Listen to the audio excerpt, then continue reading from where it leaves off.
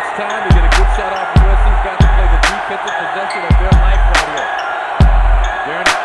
Darren Collison, Aaron Swallow, the two guys you want to key in on. Oh, Swallow catches still. He's not giving it up. He's taking this.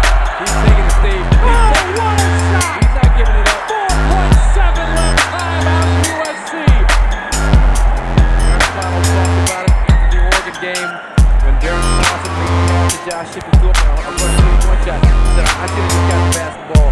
It just took that shot. Once he got the ball in his hands with 8 seconds left in this game, you knew what was going to happen. Nice job by Aaron Swallow. Little fade for the space. But it's, you know, what can you do? That takes a lot of heart to be able to knock down a shot like that. And it's something that he's seen his idol Kobe Bryant do hundreds of times, and now he can say, I've got one of those in my repertoire also. Fade left, kick of the legs. I'm not too far. That's shot for you old schoolers.